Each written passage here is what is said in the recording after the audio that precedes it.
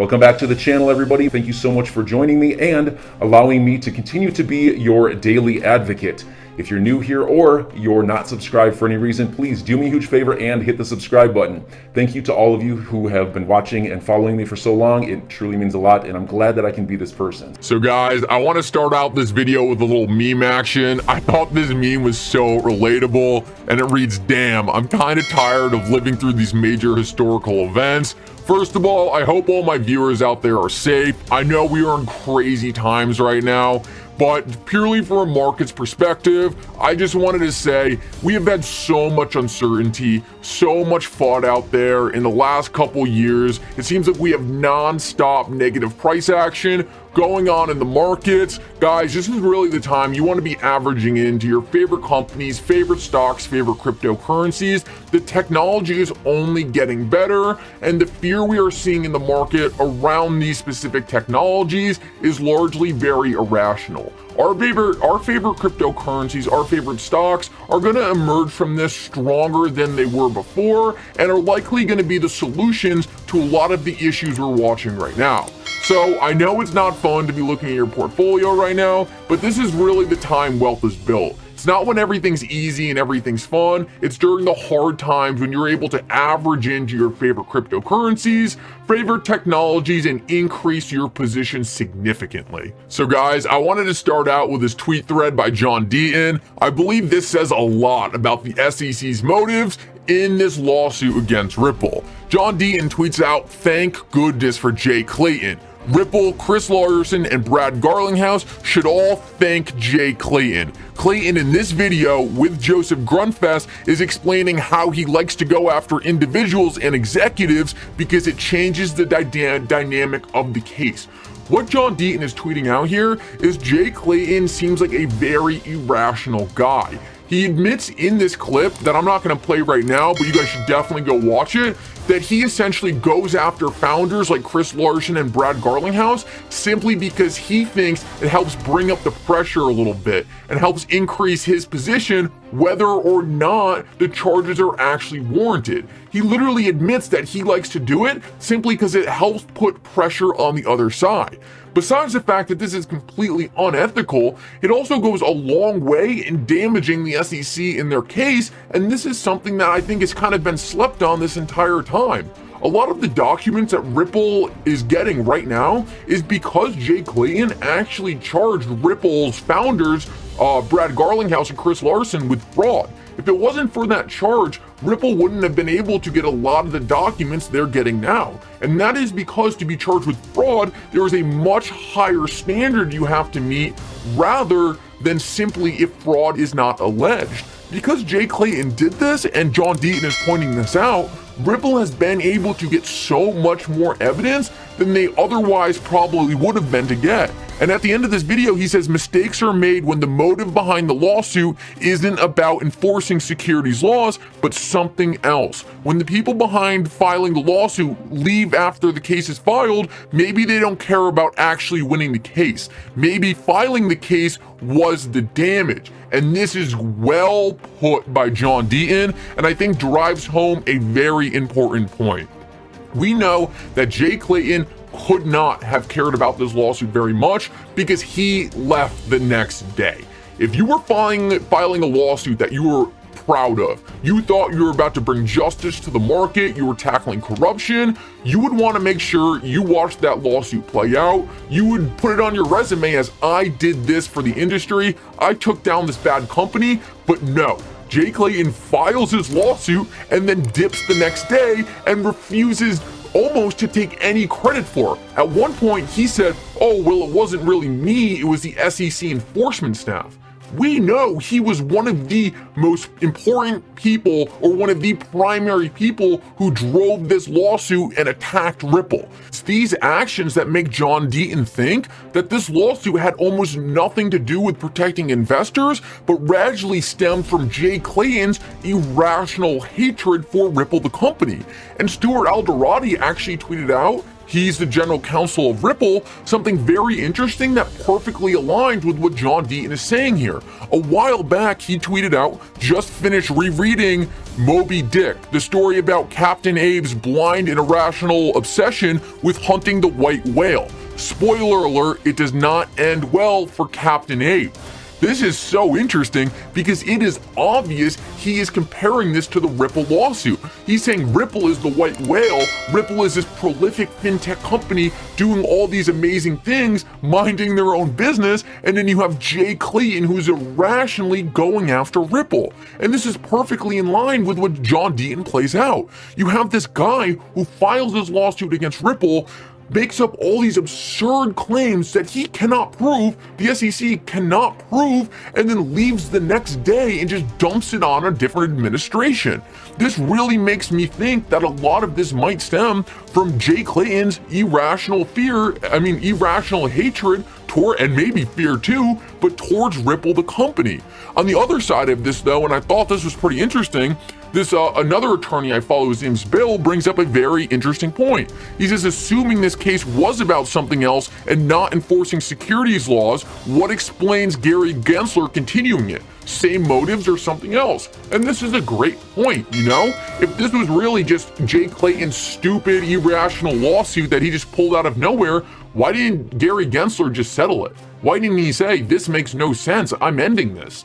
I think this is a really important point to kind of think about. One thing I just comes to the top of my head, two things. One, either Jay Clayton threw all these charges out there, gave the SEC a lawsuit they could not win in order to create clarity in the market. He threw everything at Ripple, everything he had, let the courts hash it out, and boom, the decision would be made there, and that's why Gary Gensler is continuing it. Gary Gensler knows either way the decision will be made in the court, so why get involved? The other kind of scenario I believe could be going on here is just that Gary Gensler does not want to touch it. This is really based on the scenario that John Deaton laid out, in which Jay Clayton filed this lawsuit essentially out of spite and hate for Ripple.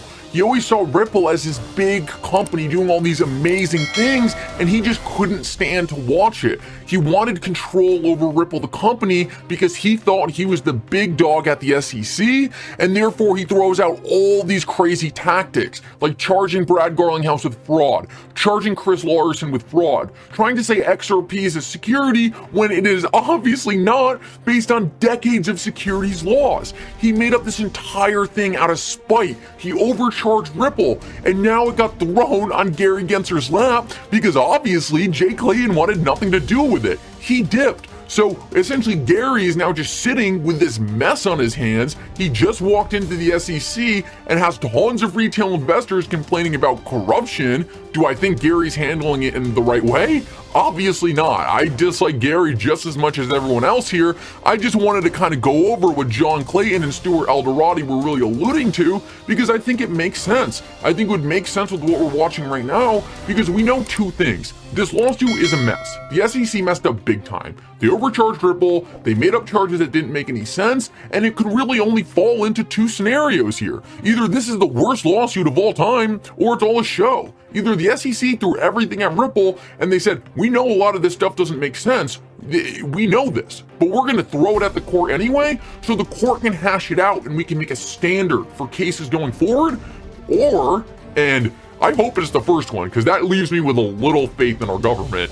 But the other one is just that Jay Clayton is a spiteful dude. He made up the worst case ever, and now we're just watching one of the ugliest court cases for the SEC they've probably ever been in. I mean, the SEC hasn't presented new evidence to the court in months now. They're on defense, running from Ripple's legal team, because Ripple's legal team is giving them a beatdown. This is going to be a very embarrassing loss for the SEC unless they can pull something out of nowhere, and I don't think that's going to happen.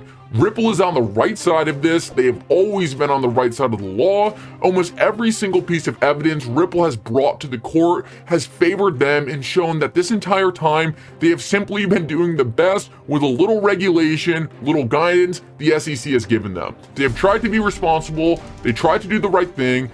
They sought legal advice, and still the SEC came after them We might never know the exact motives, but I just think it's super interesting to see what some of these high-level people are saying about the SEC's intentions. Let's keep moving though, and I wanted to get into the newest filing by the SEC in the Ripple case.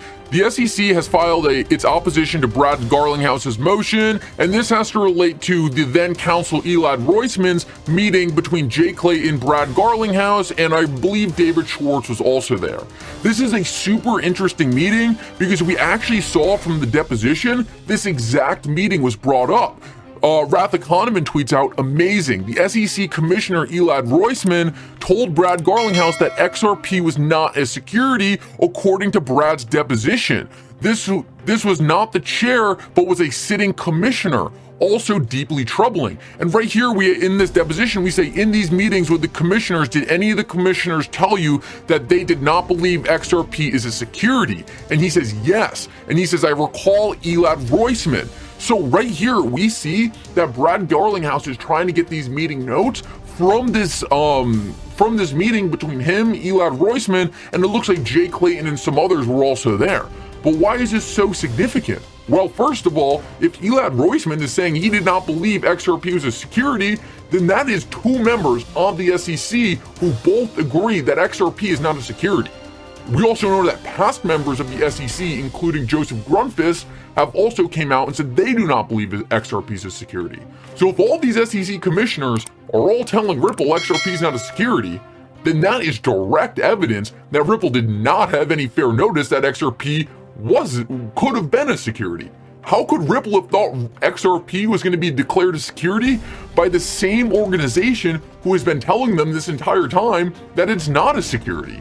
This sounds crazy, and that's because it is. What we are watching right now, as we described earlier, is either all a show or one of the worst lawsuits in history. How could this not be obvious evidence that Ripple didn't have fair notice? The commissioner himself is saying XRP is not a security. How much more complex does it have to get? But if we take a look at what the SEC has to say about this, they are essentially denying Ripple from getting these notes. They say a whole bunch of crazy stuff on why Ripple shouldn't get it. I thought one of the most damning things in here, though, was Jay Clayton immediately stated that the meeting was not a proper forum for discussion of the topic. Ripple is literally going to Jay Clayton, going to the SEC, saying, we want to figure this out. We want to figure out how to run our business in a compliant way. And Jay Clayton's like, oh, I don't really want to talk about that. What was Ripple supposed to do? That's what I want to know. I want the SEC to have to answer, like, what did they expect Ripple to do? Just shut down their business, ignore XRP, register XRP as a security when everyone was telling him it wasn't? The SEC has no answers, and that's why they're fighting this entire case on defense. They have never had any evidence, the law has never been on their side, and that's why they are constantly lying to the court.